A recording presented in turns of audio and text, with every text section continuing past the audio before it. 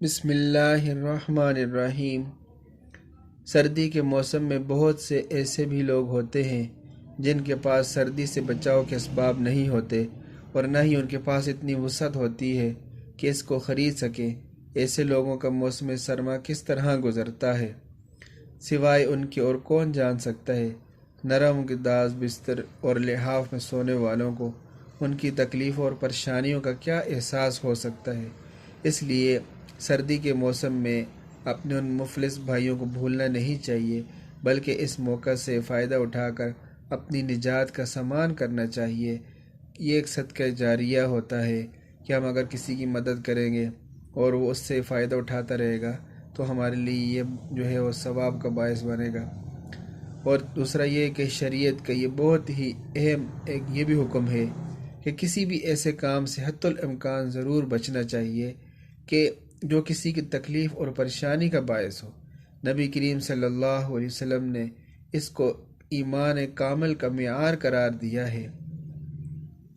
چنانچہ حدیث میں آیا ہے، المسلم من سلم المسلمون من لسانہ و یدہ، یعنی کامل درجہ کا مسلمان وہ ہے جس کی زبان اور ہاتھ سے دوسرے مسلمان محفوظ رہیں۔ سردی کے موسم میں بھی اس اصول اور ضابطے کا بطور خاص لحاظ رکھنا چاہیے اور کسی بھی ایسے کام سے بچنا چاہیے جس سے دوسروں کو تکلیف اور پریشانیوں کا سامنا کرنا پڑے۔ اسی طرح کہ جس طرح آتی یا جاتی سردی میں جبکہ بعض لوگوں کو کسی قدر گرمی کا احساس ہوتا ہے تو وہ پنکھا چلا کر اپنی راحت اور دوسروں کی تکلیف کا باعث بنتے ہیں، اور اسی طرح وضو وغیرہ کر کے گیلے ہاتھوں سے دوسروں کو مصافحہ کرتے ہیں۔ دوسرا بندہ نہ چاہتے ہوئے بھی اس سے سلام کرتا ہے، جس کی وجہ سے اس کے ہاتھ ٹھنڈے ہو جاتے ہیں، اس کو تکلیف پہنچتی ہے۔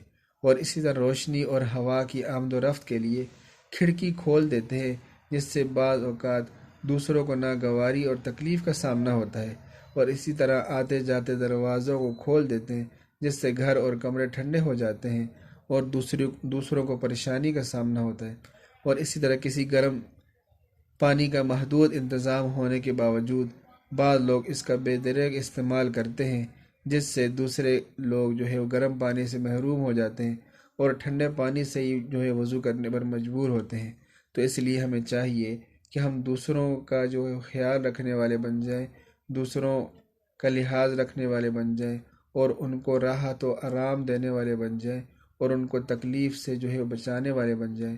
تو اللہ تبارک و تعالیٰ سے دعا ہے کہ ہمیں جو ہے لوگوں کی مدد کرنے کی توفیق عطا فرمائے اور ان کو تکلیف سے بچانے کی توفیق عطا فرمائے اور ان کو راحت اور آرام دینے کی توفیق عطا فرمائے۔